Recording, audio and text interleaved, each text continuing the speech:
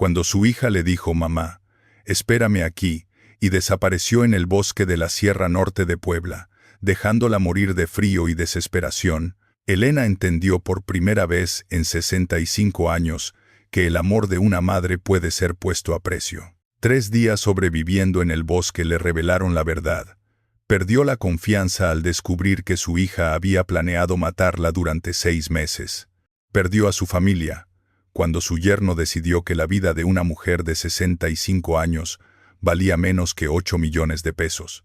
Y perdió a la mujer que solía ser esa madre dulce, murió en ese bosque. Su nombre era Elena Cristina Vázquez, 65 años, maestra de literatura por más de 40 años. Crió a su hija con sacrificios financieros, tiempo y salud, y ella le pagó con una muerte calculada. Si temes que tus hijos te vean como una carga, que tus sacrificios sean ignorados o que la vejez signifique impotencia, detente, te equivocas. Tu vida no ha terminado. Apenas está transformándose en su versión más fuerte, más inteligente, imposible de destruir. Y el próximo capítulo puede ser el más poderoso de tu vida. Y antes de que comience la historia, tengo un sueño. Algún día imprimir el mapa del mundo y poner un alfiler en cada país de donde nos ven. Ayúdame a llenar ese mapa. Escribe el nombre de tu país en los comentarios. El domingo llegó con ese sol dorado que solo Puebla sabe regalar. Desde la ventana de su cocina, Elena veía cómo la luz acariciaba las paredes coloniales de su casona, esa que había sido testigo de 3 generaciones de su familia. Preparó té de manzanilla y sacó las galletas de mantequilla que había horneado esa mañana. Cristina vendría con Javier y su pequeña Daniela. Hacía semanas que no los veía, y su corazón de madre, ese órgano tonto que nunca aprende, latía con anticipación. Llegaron a las 3 en punto. Daniela corrió hacia ella con esa energía que solo tienen los niños de 12 años. Abuela, su abrazo olía a champú de fresa y a inocencia. Detrás, Cristina le besó la mejilla, pero Elena notó algo en sus ojos, una tensión que intentaba esconder detrás de su sonrisa. Javier, siempre el caballero perfecto, le entregó flores. «Para usted, suegra». Pero mientras hablaba, sus ojos recorrían la sala, deteniéndose en los muebles antiguos, en el reloj de pared que había pertenecido al abuelo de Elena, en las vitrinas con porcelana china. Se sentaron en la sala principal, donde la luz de la tarde creaba patrones dorados en el piso de mosaico. Elena sirvió el té en las tazas de porcelana que su madre le había dejado. «Esta casa es hermosa, mamá», dijo Cristina, y había algo extraño en su voz. «Debe valer mucho, ¿verdad?». La pregunta la sorprendió.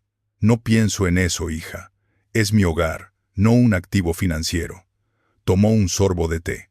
«Aunque sí, está completamente pagada. La heredé de tus abuelos. Y cuando yo falte, será tuya. Pero espero que eso sea en muchos, muchos años todavía». Elena vio cómo Cristina y Javier intercambiaron una mirada. Fue rápido, casi imperceptible, pero lo vio. Él apretó ligeramente la mandíbula. Ella bajó la vista a su taza. En ese momento, debió haber prestado atención. Debió haberse preguntado por qué su hija parecía tan interesada en el valor de su casa, por qué Javier calculaba con los ojos lo que sus manos no podían tocar todavía. Pero una madre siempre encuentra excusas para sus hijos. «Están estresados por el trabajo», se dijo. «La vida es difícil para los jóvenes hoy en día». Daniela la salvó del silencio incómodo. «Abuela, ¿me enseñas a hacer tus galletas la próxima semana? Mamá nunca tiene tiempo». Cristina se sonrojó. «Daniela, no digas eso». Pero Elena rió y acarició el cabello de su nieta. «Claro que sí, mi amor. El próximo domingo, ¿te parece?». Fue entonces cuando Cristina propuso la idea. «Mamá», dijo, y su voz sonaba demasiado alegre, demasiado forzada. «Hace tanto tiempo que no pasamos tiempo juntas, las 3 generaciones. ¿Qué te parece si hacemos un viaje el próximo sábado? Hay un lugar hermoso en la Sierra Norte, un bosque con senderos. Podríamos hacer un día de campo, caminar un poco». El corazón de Elena se llenó de calidez. Su hija quería pasar tiempo con ella. «Me encantaría», dijo, sin saber que estaba firmando su propia sentencia de muerte. Javier sonrió, y había algo en esa sonrisa que debió haberle helado la sangre. «Será un viaje que nunca olvidarás, suegra, te lo prometo», lo dijo con tanta convicción, con tanta certeza, que ella lo tomó como cariño. Qué ingenua fue. Cuando se fueron esa tarde, los vio desde la ventana subir a su carro. Javier puso su mano en el hombro de Cristina y le dijo algo que no pudo escuchar. Ella asintió, secándose lo que parecían lágrimas. Elena pensó que tal vez habían peleado. Nunca imaginó que estaban finalizando los detalles de su asesinato. Esa noche, mientras apagaba las luces de su casona y subía a su habitación, pasó por el pasillo donde colgaban las fotos familiares. Cristina de bebé en sus brazos, Cristina en su graduación, Cristina el día de su boda, radiante con su vestido blanco. En cada foto, Elena estaba a su lado, sonriendo, orgullosa. Se detuvo frente a una foto en particular. Cristina tenía 5 años, y Elena la cargaba después de que se había caído y raspado la rodilla. Ella lloraba en su cuello, y Elena la consolaba. «Mamá siempre te protegerá», le había dicho ese día. Tocó el cristal del marco con sus dedos arrugados. «Mamá siempre te protegerá», susurró en la oscuridad. No sabía que en menos de una semana sería ella quien la dejaría sangrando, no la rodilla, sino el alma, en un bosque del que no se suponía que debía regresar. El sábado amaneció con cielo despejado, como si el universo conspirara en contra de Elena con su belleza engañosa. Se levantó a las 6 de la mañana, preparó sándwiches de jamón y queso, llenó una cantimplora con agua fresca y guardó todo en su mochila vieja, la misma que había usado décadas atrás cuando su esposo y ella exploraban los cerros de Cholula. Qué irónico que ese recuerdo feliz la acompañara hacia su propia tumba. Cristina y Javier llegaron a las 9 en punto. Daniela bajó del carro con su mochila rosa, emocionada. «Abuela, vamos a ver cascadas». Elena la abrazó, respirando el olor de su cabello. Si hubiera sabido que sería la última vez que la vería como la abuela que ella conocía, la hubiera abrazado más fuerte. Durante el viaje hacia la Sierra Norte, intentó conversar. «¿Cómo va el negocio, Javier?» Él mantuvo los ojos en la carretera. «Complicado. La economía está difícil». Su mandíbula estaba tensa. Cristina miraba por la ventana, mordiéndose las uñas. Un hábito de la infancia que reaparecía cuando estaba nerviosa. «¿Estás bien, hija?», le preguntó Elena. Ella se sobresaltó. «Sí, mamá, solo, cansada». Elena debió haber insistido, debió haber preguntado más, pero una madre siempre quiere creer que sus hijos están bien. Después de una hora de camino, Javier desvió el carro hacia un vecindario que Elena no reconoció. «Tenemos que dejar a Daniela con mi hermana», anunció. «El camino será muy difícil para una niña». La sorprendió. Nadie había mencionado esto antes, pero ella estaba tan emocionada. Protestó. Daniela también protestó, pero Cristina fue firme. «Es por tu seguridad, mi amor». Elena vio cómo su nieta entraba a una casa desconocida, volteando para despedirse con la mano. Le devolvió el saludo, sin saber que ella sería la última persona que la vería como alguien vivo, no como un problema a eliminar. Sin Daniela, el carro se llenó de silencio. Condujeron otros 40 minutos hasta que la carretera pavimentada se convirtió en terracería, y luego en apenas un sendero. Los árboles se volvieron más densos, la luz más escasa. «¿Qué tan lejos vamos?», preguntó Elena. Y su voz sonó pequeña. «No mucho más», respondió Javier, pero sus ojos en el espejo retrovisor estaban fríos. Finalmente se detuvieron. El bosque los rodeaba como una catedral verde y silenciosa. Comenzaron a caminar. Elena iba más lenta. Sus 65 años se sentían en cada paso sobre las raíces y piedras. Cristina caminaba adelante, sin voltear. Javier detrás de ella, como pastor guiando oveja al matadero. Después de lo que parecieron horas, llegaron a un claro pequeño. Un tronco caído ofrecía el único asiento. «Mamá», dijo Cristina, y su voz temblaba ligeramente. «Espera aquí un momento. Vamos a buscar un mejor lugar para el picnic, con vista al valle». Elena se sentó, agradecida del descanso. Ellos se alejaron entre los árboles. Esperó 5 minutos. 10, 15. «¿Cristina?», llamó. Su voz se perdió entre las hojas. «¿Javier?». Nada. Solo el viento y el canto distante de un pájaro que sonaba como burla. Se levantó, tambaleándose. Caminó en la dirección que habían tomado, y entonces los escuchó. Estaban cerca, apenas a unos metros, ocultos detrás de un grupo de pinos densos. La voz de Javier, baja pero clara. «¿Estás segura de esto? No hay vuelta atrás». Elena se congeló. Algo en su tono le advirtió que no debía hacer ruido. «¿Qué otra opción tenemos?». Era Cristina, y estaba llorando. «Perdimos todo, Javier. El banco nos va a quitar la casa. Tenemos deudas por todos lados. La casa de mamá vale 8 millones de pesos. Es la única salida. Pero tu madre». La voz de Javier no mostraba emoción real. Solo estaba verificando. «Ya lo hablamos». Cristina sollozó más fuerte. Ella ya vivió su vida. Tiene 65 años. Nosotros todavía somos jóvenes. Tenemos derecho a una oportunidad. Y ella nunca nos va a dar el dinero. Ya se lo pedí 3 veces. Dice que la casa es su legado, que tengo que esperar. «Nadie la va a encontrar aquí», dijo Javier, práctico. «En 3 días reportamos que se perdió durante la caminata. Búsqueda, duelo. Y en 6 meses iniciamos el proceso legal. La casa será nuestra». «Dios me perdone», susurró Cristina. «Dios no paga las deudas», respondió Javier. «Vámonos. Ya está hecho». Elena escuchó sus pasos alejándose. Se quedó paralizada detrás de los pinos, con la mano sobre su boca para no gritar. Las palabras rebotaban en su cabeza como balas. Ella ya vivió su vida. Nadie la va a encontrar. Ya está hecho. Su hija, su única hija.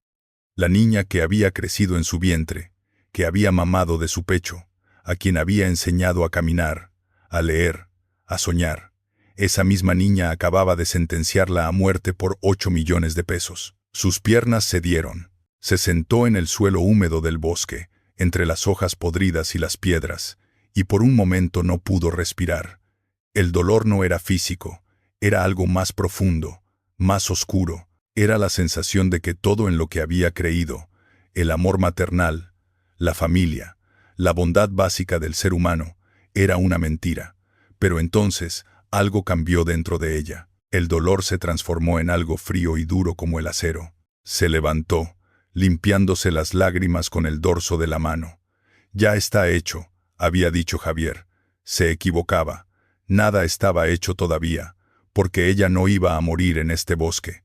Iba a salir, e iba a enseñarles que la mujer que subestimaron era mucho más fuerte y mucho más peligrosa de lo que jamás imaginaron. Elena no supo cuánto tiempo se quedó sentada en ese suelo húmedo, paralizada por la traición. Pero el sol comenzó a descender entre los árboles, y con él llegó una verdad simple y brutal.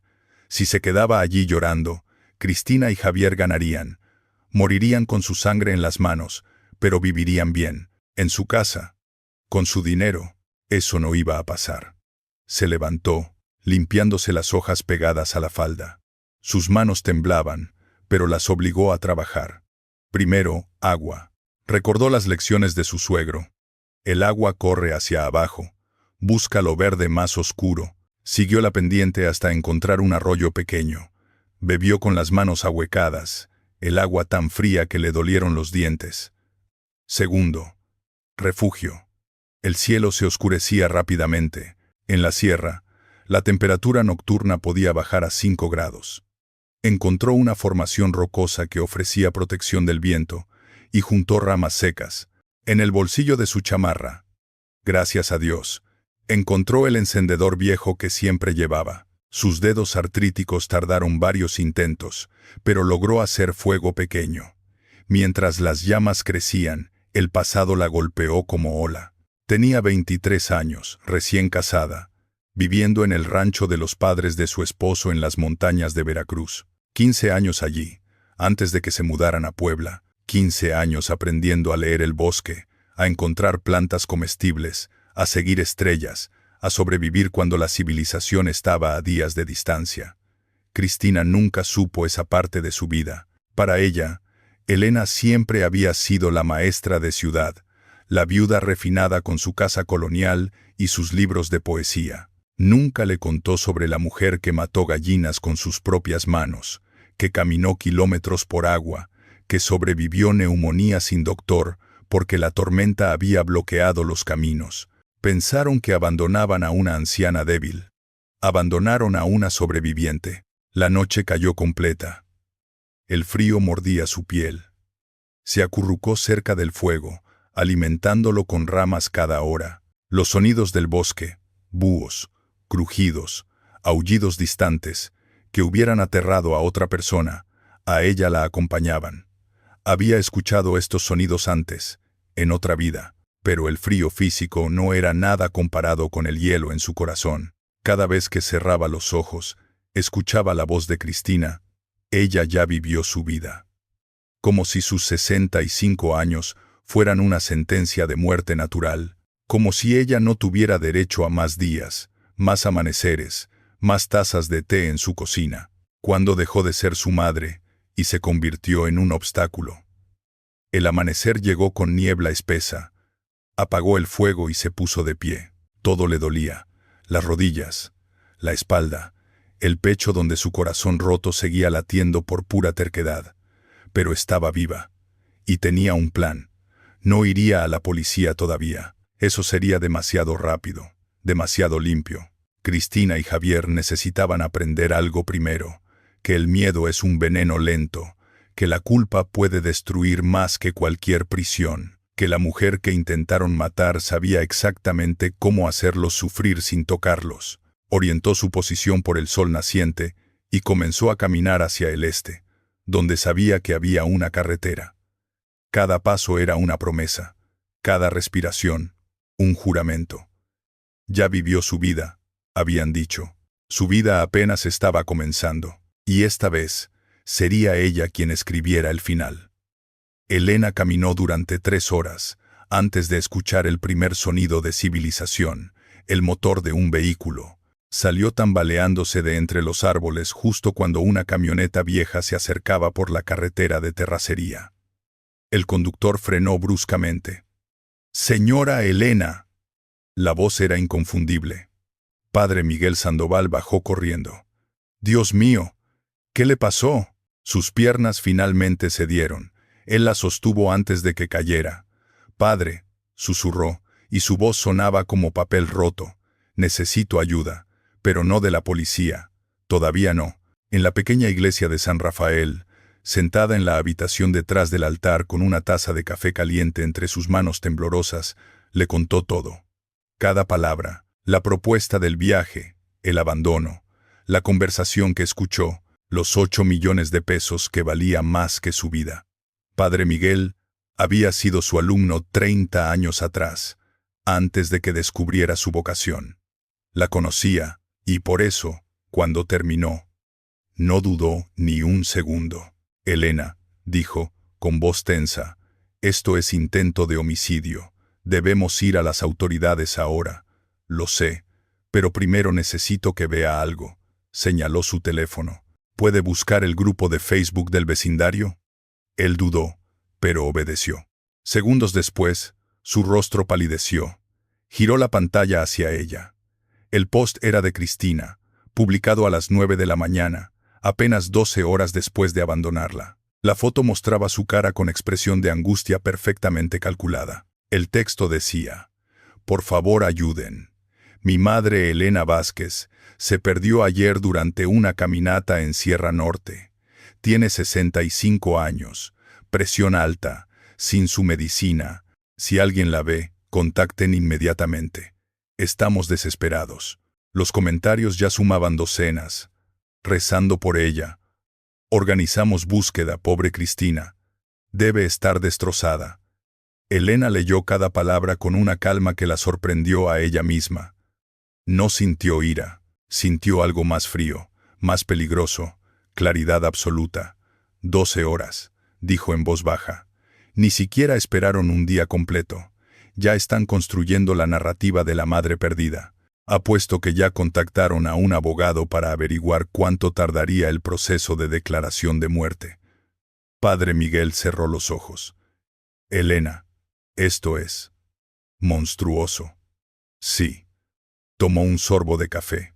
Y por eso no voy a la policía todavía. Porque si voy ahora, esto termina demasiado rápido.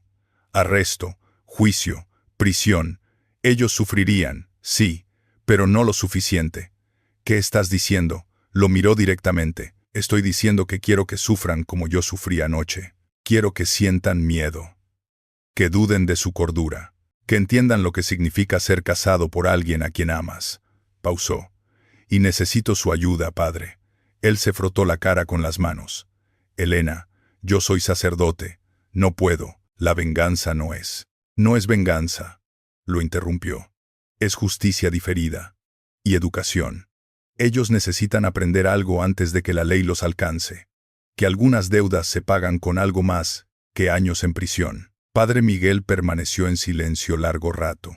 Finalmente suspiró. ¿Qué necesitas? Elena sonrió por primera vez en 24 horas. Su teléfono. El de la parroquia. El que nadie conoce. Y su silencio. Esa noche, a las 11:47, desde esa habitación sagrada, escribió un mensaje al número de Cristina. Sé lo que hiciste en el bosque. No firmó. No era necesario. Presionó enviar y esperó. En algún lugar de Puebla, el teléfono de su hija iluminó la oscuridad de su habitación, y su pesadilla apenas comenzaba. Padre Miguel le prestó binoculares viejos y ropa de las donaciones de la parroquia, un suéter gris anónimo, jeans desgastados, gafas oscuras. A las 6 de la mañana del lunes, Elena era invisible. Solo otra mujer mayor caminando por las calles de Puebla. Se posicionó en la casa de don Esteban, su vecino de toda la vida, quien casi lloró al verla viva. Pensé que te habíamos perdido, Elena. Le explicó solo lo necesario. Él no hizo preguntas. Solo le dio acceso a su ventana del segundo piso, la que daba directamente a su casa. Desde allí, con los binoculares, observó su propio hogar como extraña. Las luces estaban encendidas. Cristina y Javier habían dormido en su cama. Podía ver las sábanas revueltas a través de la ventana de su habitación. La audacia le quitó el aliento. Ni siquiera esperaron a que su cuerpo se enfriara. A las 7:30, Cristina salió al porche. Llevaba su bata, la bata de seda azul que le había regalado su esposo a Elena. Se veía terrible, ojeras profundas, cabello sin cepillar, movimientos nerviosos. Revisaba su teléfono constantemente. Javier apareció detrás de ella, ya vestido para el trabajo. Le dijo algo. Ella negó con la cabeza violentamente, mostrándole el teléfono. Él lo tomó. Leyó, y Elena vio cómo su mandíbula se tensaba, pero luego se encogió de hombros. El gesto universal de «no es nada». Cristina no parecía convencida. Señalaba el teléfono, luego hacia el bosque en la distancia. Javier la tomó por los hombros, hablándole con esa calma condescendiente que había perfeccionado. Finalmente ella asintió, pero sus manos seguían temblando. Elena esperó hasta que Javier se fue en su camioneta. Cristina entró a la casa. Entonces se movió. Había guardado algo especial para este momento. De su bolso, sacó el pañuelo de seda que Cristina le había regalado para el Día de las Madres hace 2 años. Color lavanda, con su inicial E, bordada en la esquina. Ella misma lo había elegido. Había pagado el bordado personalizado. Le había dicho, «Para que siempre me recuerdes, mamá». Qué irónico. Elena cruzó la calle con paso casual, como cualquier vecina. Subió los escalones de su propia casa, la casa que ellos ya consideraban suya. Dobló el pañuelo cuidadosamente y lo dejó en el centro del tapete de bienvenida. Luego regresó a su puesto de observación y esperó. 20 minutos después, Cristina abrió la puerta para sacar la basura. Casi pisó el pañuelo. Se detuvo. Se agachó lentamente, como si el objeto pudiera morderla. Lo recogió con 2 dedos temblorosos. Incluso desde la distancia, Elena vio cómo su cara perdía todo el color. Sus labios se movieron, probablemente diciendo no, no, no. Miró a su alrededor frenéticamente, buscando quién lo había dejado. pero la calle estaba vacía. Solo Elena, invisible detrás de una ventana, observando. Cristina entró corriendo a la casa, gritando el nombre de Javier aunque él ya se había ido. Elena la vio a través de la ventana, caminando en círculos, sosteniendo el pañuelo como evidencia de lo imposible. Bajó los binoculares y sonrió. Era una sonrisa que no reconoció en sí misma, fría, satisfecha, casi cruel. «¿Cómo te sientes, hija?», susurró. «¿Empiezas a entender lo que es el miedo?». Esto apenas comenzaba. Y ella tenía todo el tiempo del mundo. Después de todo, ella ya había muerto. Los muertos no tienen prisa. El lunes por la tarde, autoridades locales organizaron la búsqueda oficial. Desde su ventana prestada, Elena observó cómo voluntarios se reunían frente a su casa. Cristina estaba en el centro, con un suéter de Elena puesto, otra apropiación obscena, llorando en el hombro de una vecina. Javier repartía fotos de Elena, su cara una máscara perfecta de preocupación. «¡Qué actuación!», murmuró. Don Esteban, a su lado, apretó su hombro en silencio. Los vio partir hacia la sierra en caravana de vehículos. Búsqueda inútil, por supuesto. Ella estaba aquí, viva, mirándolos interpretar el papel de familia devastada. La ironía era tan amarga que casi podía saborearla. Cuando regresaron al atardecer, sin encontrar nada, obviamente, Cristina y Javier entraron a la casa de Elena. Los observó moverse por las habitaciones como invasores. Javier fue directo al estudio, abriendo cajones, revisando documentos. Buscaba el testamento, las escrituras. Cristina subió a su habitación. A través de los binoculares, Elena la vio abrir su joyero. Sacó el collar de perlas que su esposo le regaló en su aniversario. Se lo puso frente al espejo, admirándose. Luego lo guardó en su bolso. «No estoy muerta todavía», susurró Elena, «y ya estás saqueando mi tumba». Esperó hasta las 2 de la mañana. La casa estaba oscura. Ellos dormían en su cama, exhaustos de su performance. Tenía su llave todavía. La puerta se abrió sin sonido. Entrar a su propia casa como ladrona fue surrealista. Conocía cada tabla que crujía, cada sombra. Se movió como fantasma por la sala. La foto de Cristina niña que siempre estaba en la repisa, la puso boca abajo. El reloj de pared de su abuelo lo adelantó 3 horas. La silla favorita de su esposo la movió al centro de la sala, mirando hacia las escaleras. En el baño de su habitación, con marcador rojo sobre el espejo, escribió: «Esta casa es mía». Salió tan silenciosamente como entró. Desde la ventana de don Esteban, esperó el amanecer. A las 7, escuchó el grito. Cristina había bajado a hacer café y encontrado la sala transformada. Su alarido despertó a Javier. Elena lo vio bajar corriendo en pijama, revisando puertas y ventanas, todas cerradas con llave. Cristina señalaba frenéticamente la silla, el reloj, la foto. Javier revisó toda la casa. Nada. Nadie. Imposible que alguien hubiera entrado. Pero las cosas estaban movidas. El mensaje en el espejo goteaba rojo como sangre. Entonces llegó la complicación que Elena no esperaba. Una camioneta se detuvo frente a la casa. La hermana de Javier bajó con Daniela. Su nieta había insistido en venir, en estar en la casa de abuela mientras la buscaban. Daniela entró corriendo. Cristina intentó detenerla, pero la niña ya estaba en la sala. Se detuvo frente a la silla movida. Su cabeza se ladeó, observando. «Mamá», dijo con voz clara, «¿por qué movieron la silla de abuelo? Abuela nunca deja que nadie la mueva». Cristina se puso pálida. «Yo. Nosotros no». Daniela caminó hacia las escaleras. Luego se volteó hacia la ventana, exactamente hacia donde Elena estaba escondida. No podía verla. Era imposible. Pero sus ojos se fijaron en ese punto exacto. «Abuela está aquí», susurró. «Puedo sentirla». Cristina comenzó a hiperventilar. «No, no, no. Javier, quiero irme de esta casa. Ahora». Javier la sostuvo. Pero por primera vez, Elena vio miedo real en sus ojos también. Miró alrededor de la sala como si las paredes mismas lo observaran. Tenía razón en sentirse observado. Elena estaba ahí, al otro lado del cristal, sonriendo. Su nieta tenía razón. Abuela estaba aquí, y no iba a irse a ningún lado. Padre Miguel informó a Elena, a través de su red de chismosos devotos, que Cristina y Javier habían visitado al abogado Ramírez el miércoles por la mañana. La secretaria del abogado, feligresa fiel, compartió cada detalle durante la confesión. Preguntaron sobre declaración de ausencia, le dijo el padre esa tarde, con voz tensa.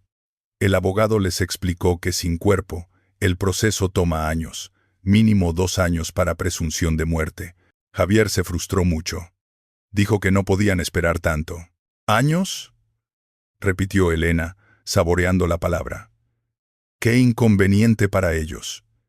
Esa noche, decidió acelerar su desesperación. A las 2 de la mañana, la hora que las abuelas llaman la hora de los espíritus, usó el teléfono de la parroquia para llamar a su propia casa.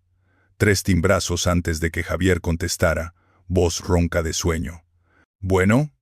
Elena respiró cerca del auricular. Lento. Pesado. Luego, disfrazando su voz con un susurro áspero que apenas sonaba humano. ¿Por qué me dejaste? Silencio. Podía escuchar su respiración acelerándose. ¿Quién es? Su voz ahora alerta, asustada. Hace frío aquí, Javier. Tanto frío. ¿Por qué me dejaste en el frío? Colgó. Pero Elena sabía que el daño estaba hecho. En su mente, podía verlo sentado en la oscuridad, mirando el teléfono como si fuera una serpiente. Al día siguiente, Padre Miguel le trajo noticias más deliciosas. Había instalado un pequeño micrófono en su casa. Un pecado necesario. Lo justificó, escondido detrás del reloj de la sala. Esa tarde, mientras Elena escuchaba desde la parroquia con audífonos, Cristina y Javier tuvieron su primera pelea real. No puedo más. La voz de Cristina era histérica. Voy a la policía. Voy a confesar todo. ¿Estás loca? Javier, furioso. ¿Sabes lo que significa eso? Prisión. Para ambos. Prefiero prisión que esto. Ella está aquí, Javier. Mi madre está en esta casa. Tu madre está muerta. Son coincidencias, paranoia, estrés. ¿Coincidencias? Cristina sollozaba. El mensaje, el pañuelo, las cosas movidas, la llamada anoche. Alguien nos está jugando una broma cruel. Tal vez un vecino sospecha algo. Entonces vamos a la policía antes de que sea tarde. No. Un golpe. Javier había dado un puñetazo a algo. Escúchame bien, Cristina. Esto fue tu idea desde el principio. Tú fuiste quien dijo que no había otra manera. Tú insististe, así que no me vengas ahora con remordimientos. Silencio. Luego la voz de Cristina, pequeña, rota. Tú dijiste que sería rápido, que no sufriría, que simplemente se perdería y tú estuviste de acuerdo. Firmamos esto juntos. Si caes, yo caigo. Si yo caigo, tú caes. ¿Entiendes? Más llanto. Luego pasos alejándose. Una puerta azotándose. Elena quitó los audífonos, sonriendo. Se estaban destruyendo mutuamente. Perfecto.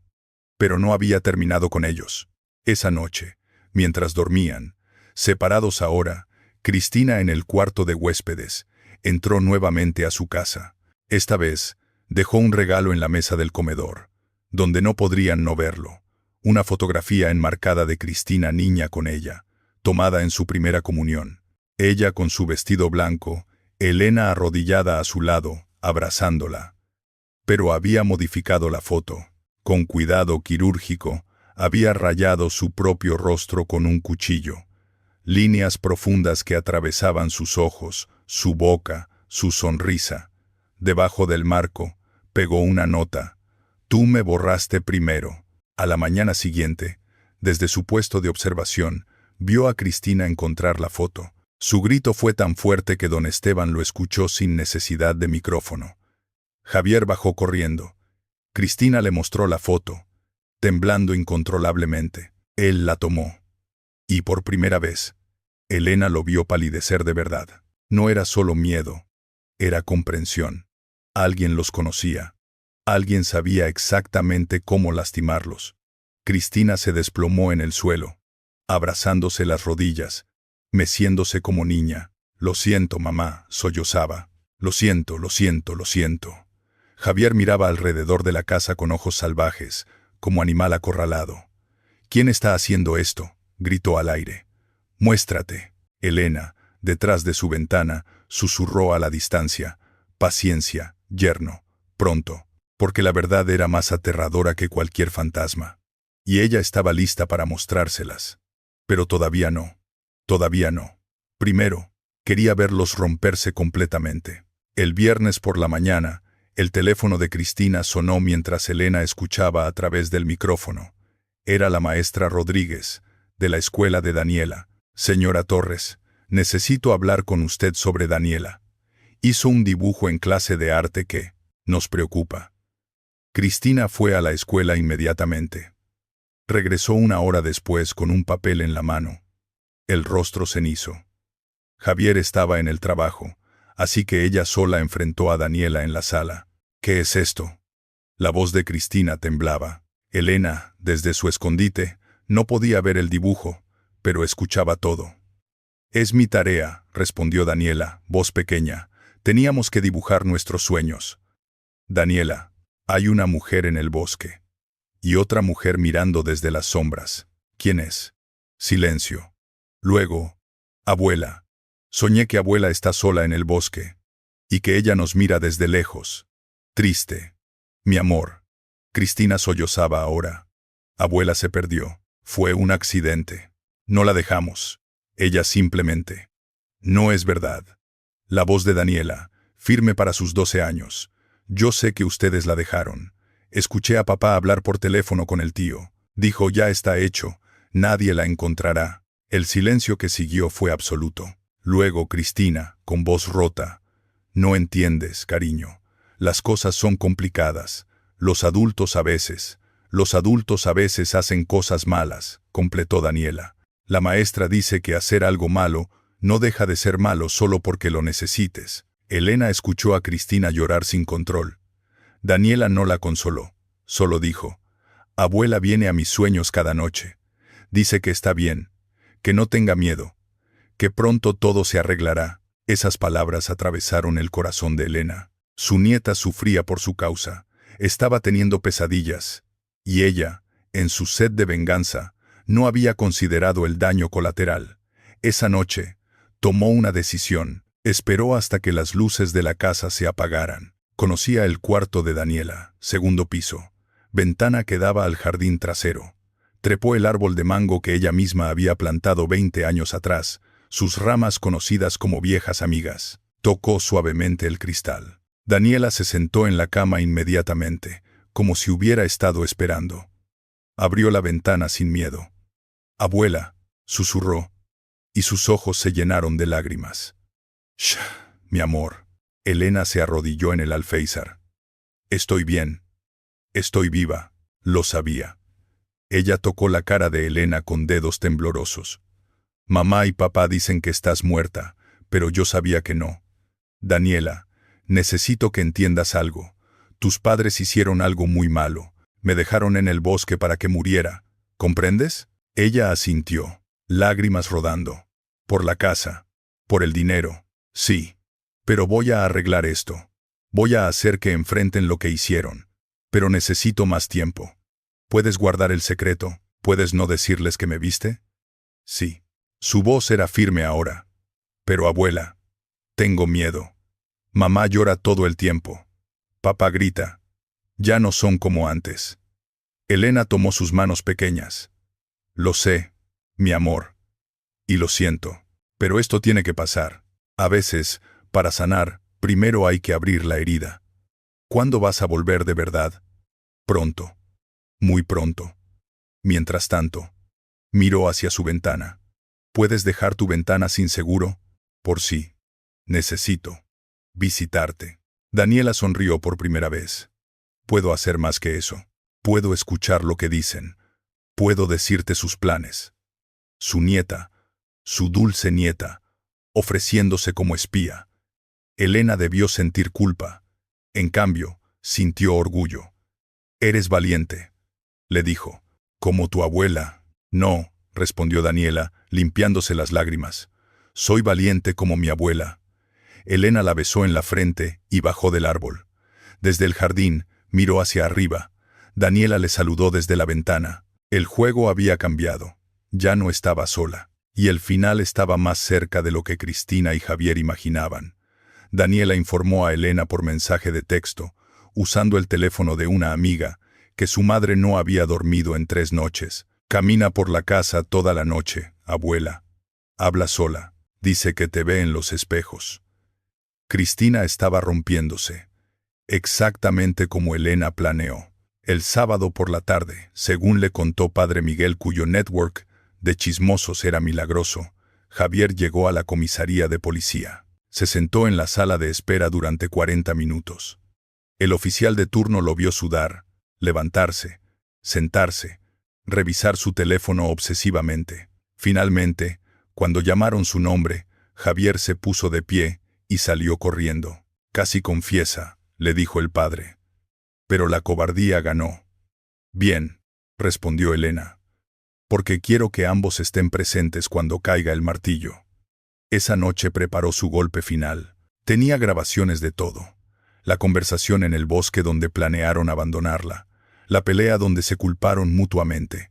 La llamada con el abogado sobre acelerar su muerte legal. Incluso el momento cuando Cristina le dijo a Daniela que los adultos a veces tienen que hacer cosas malas.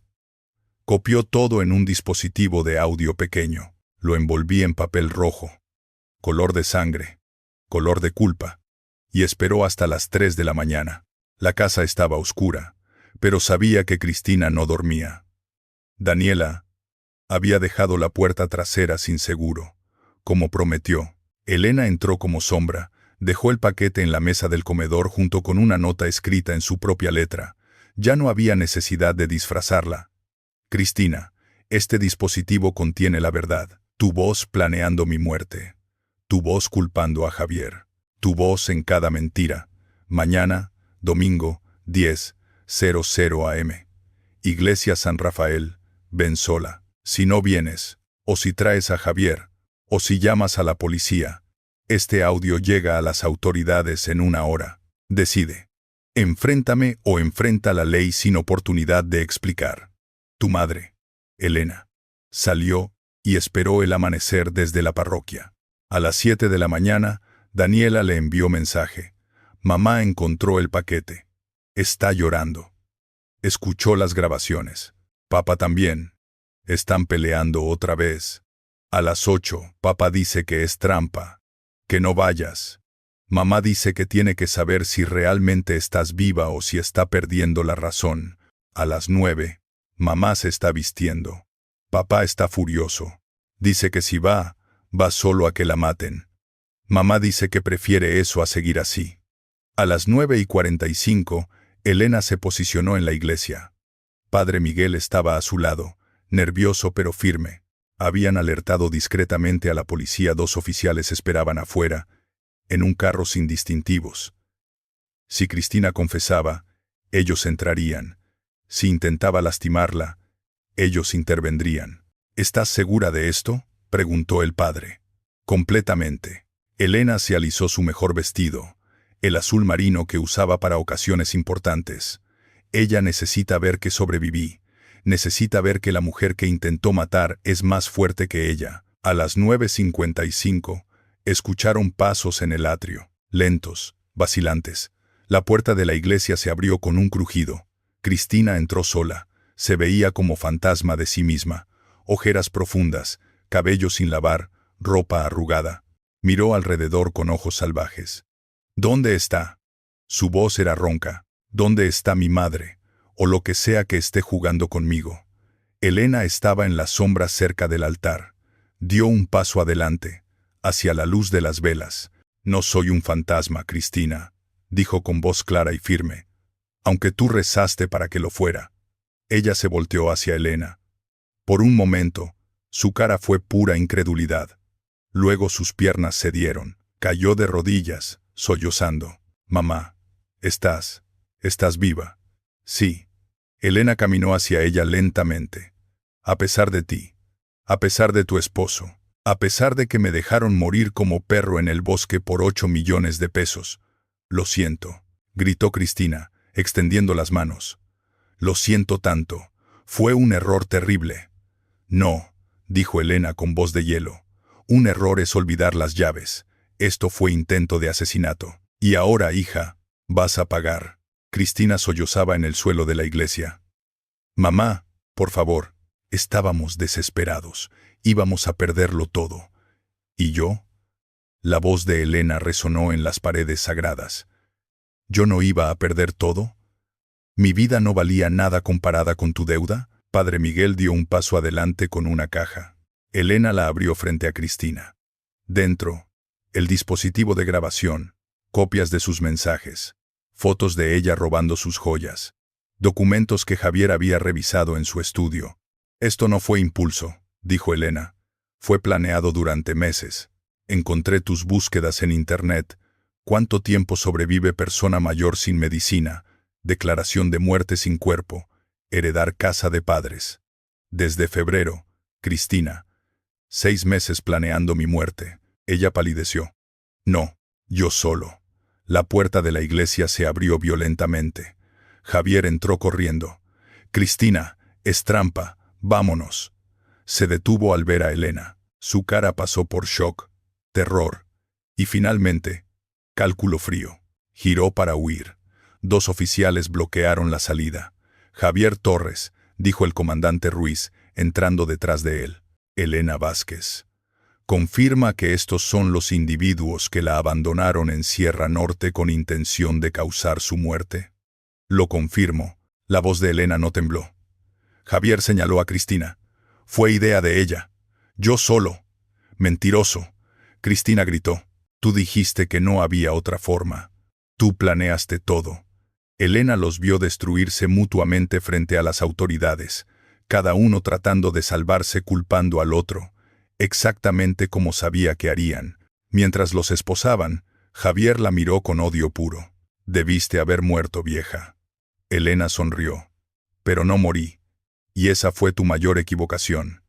Cuando se los llevaban, una figura pequeña corrió hacia ella. Daniela la abrazó con fuerza que casi la tumbó. Abuela, sabía que estabas bien. Sabía. La sostuvo, respirando el olor de su cabello. Lo siento, mi amor. Siento que tuvieras que ver esto. No. Daniela se apartó, limpiándose las lágrimas. Necesitaba ver. Necesitaba saber que hacer lo correcto es más importante que proteger a quien amas cuando están equivocados. Padre Miguel puso su mano en el hombro de Elena. ¿Qué harás ahora, Elena? Miró hacia donde se habían llevado a su hija. El fiscal me preguntó si testificaré para sentencia máxima. Le dije que no. No, les daré oportunidad de plea deal. Sentencia reducida si confiesan completamente, porque yo no soy como ellos. No voy a destruir vidas innecesariamente. Pero tampoco perdonaré. Pagarán por lo que hicieron, solo que con algo de humanidad que ellos nunca me dieron. Daniela tomó su mano. Abuela, puedo vivir contigo. Nada me haría más feliz. 6 meses después, Elena visitaba a Cristina en prisión una vez al mes, porque Daniela se lo pedía. Su hija había envejecido 10 años, el cabello gris, las manos temblorosas, los ojos que ya no podían sostener su mirada. Mamá, susurraba a través del cristal. ¿Algún día podrás perdonarme? Elena tomaba su tiempo antes de responder. Tal vez, pero ese día no es hoy.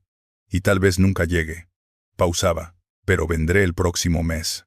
Porque a diferencia de ti, yo sí sé lo que significa ser madre. Salía al Sol de Puebla. Daniela la esperaba afuera, haciendo tarea en una banca. Abuela, ¿vamos a casa? Sí, mi amor. Elena tomaba su mano. Vamos a casa. Y mientras caminaban por las calles coloniales de su ciudad, sentía algo que no había sentido en meses. Paz. No la paz del perdón. La paz de la justicia cumplida. Y eso, finalmente, era suficiente. La historia de Elena no es solo ficción. Es un reflejo de una realidad dolorosa que enfrentan miles de personas mayores cada año. Según estudios recientes, el abuso financiero y el abandono de ancianos por parte de familiares han aumentado dramáticamente en la última década. Las razones son siempre similares: deudas, ambición, impaciencia ante la carga de cuidar a los mayores. Pero esta historia enseña algo fundamental que nuestra sociedad necesita recordar. La edad no es sinónimo de debilidad. La experiencia acumulada en décadas de vida es un poder que los jóvenes apenas comienzan a comprender. Elena no necesitó fuerza física ni violencia para obtener justicia. Usó su inteligencia, su paciencia cultivada en 65 años y su profundo conocimiento de la psicología humana. La lección más importante es esta: nunca subestimes a una mujer que ha sobrevivido décadas de desafíos. Ella conoce estrategias que tú apenas imaginas. Ha enfrentado tormentas que tú no podrías soportar. Y cuando decides traicionarla, descubres demasiado tarde que atacaste a la persona equivocada. Si alguna vez te has sentido invisible por tu edad, descartada como irrelevante o menospreciada por ser mayor, recuerda a Elena. Ella demuestra que nunca es tarde para reclamar tu poder, que la sabiduría es la forma más letal de fuerza, y que aquellos que te subestiman ya han perdido. ¿Qué opinas de la decisión de Elena de mostrar misericordia al final? ¿Hubieras hecho lo mismo o hubieras buscado venganza total? Déjame tu opinión en los comentarios. Y si esta historia te conmovió, compártela con alguien que necesite recordar su propia fuerza interior. No olvides seguir este canal para más historias de mujeres que se negaron a ser víctimas, porque la mejor venganza siempre es convertirte en quien nunca imaginaron que podrías ser. Y recuerda, el respeto no tiene edad, pero la justicia tampoco.